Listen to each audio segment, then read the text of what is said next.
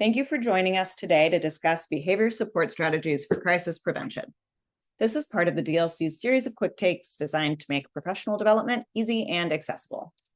We are the Diverse Learners Cooperative. We exist to create purposeful networks of educators, increase best practices for diverse learners, and improve teacher retention. Today's quick take will focus on behavioral support strategies designed to de-escalate learners who may be on the brink of an outburst. These strategies are designed for learners with a history of trauma, but they're relevant for all young people. Let's start by quickly going over the stress model of crisis. A crisis occurs when a young person's ability to cope results in a change in behavior. The goals of crisis intervention are to support and teach the student better ways to cope with this stress. Behavior support techniques are best used during the lower portions of the stress model, before we've reached a crisis or an outburst. Today, we'll discuss a scenario where the learner passes through the triggering event and begins to reach the escalation phase.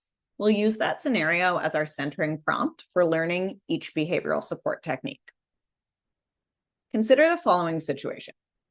Jimmy, a sixth grader, struggles with transitions, math, and peer interactions. During a math lesson, everyone is in silent work time and completing a worksheet on fractions.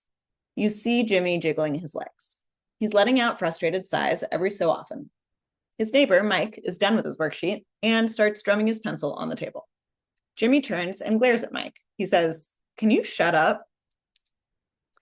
We'll explore 8 total behavioral strategies that can prevent behavioral escalation.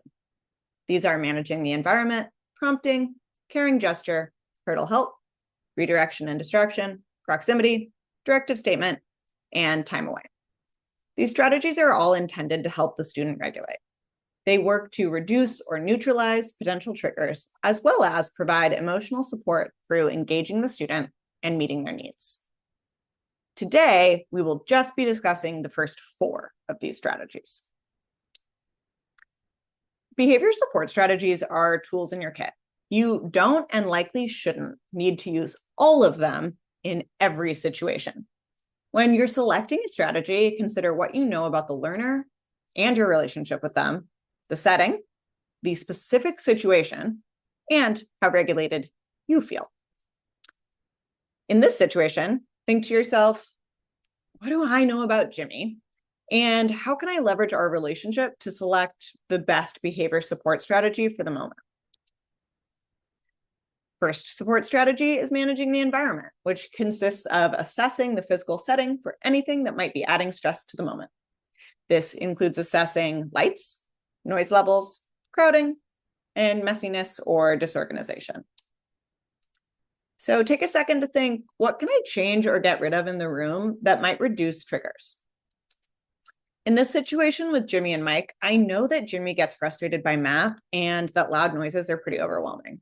So before the event, I might set up an easy to access activities for when learners are done with their work, and that could prevent the table drumming before it even starts.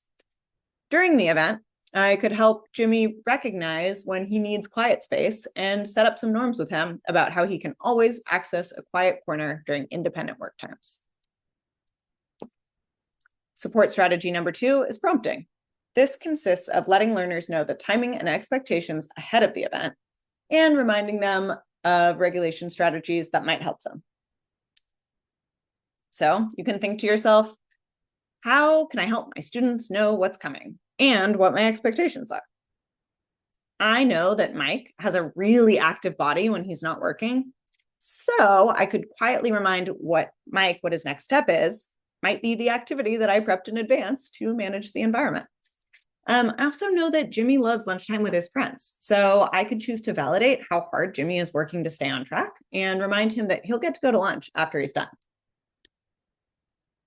Behavior support strategy number 3 is caring gestures. These are anything that communicates to the learner that they are liked and valued within the appropriate boundaries of the school setting. Caring gestures should be delivered throughout the day and can be used to great effect when someone's struggling. It's really important to remember that caring gestures are never conditional on the learner's behavior. They deserve to receive the message of, I am liked and I am a valued member of this community all the time, especially when they're struggling with regulation. Think about how can I make sure that my students know I'm on their team? Caring gestures should match the learner, your relationship, and the moment. So since everyone is working hard and I know Jimmy doesn't like a lot of attention on him, I might consider catching his eyes and giving a gesture of encouragement or one that indicates that I am there for support if he needs it. So I call that the "you good?" thumbs up. Behavior support strategy number 4 is hurdle help, which is also known as scaffolding and means breaking things down step by step for the learner. Sometimes it's just easier to tackle a small piece of something stressful than it is to handle the whole thing. When a learner is stressed, they may not know how to break something down into smaller pieces, and that's where a teacher can come in to help regulate. Let's think. What kind of step-by-step help could reduce stress? Jimmy calls math his least favorite subject, and I know it takes a lot of effort for him just to focus on the problems. And Mike's drumming is an additional stressor that's making it harder for him to maintain focus. So to help Jimmy through the hurdle of his math work, I might consider sitting near him and saying, let's take this worksheet one at a time. How's problem 8 feeling? To become comfortable with these strategies, it can be useful to review situations that have happened in your classroom in the past. So take a second to think of a recent situation where a learner was rising up that stress model of crisis. How could you use these first 4 behavioral support strategies to help reduce the tension in that situation? Would any of these have helped prevent the conflict from happening in the first place? To learn the remaining strategies, stay tuned to this Quick Take series. We will be back with the final 4 in 2 weeks.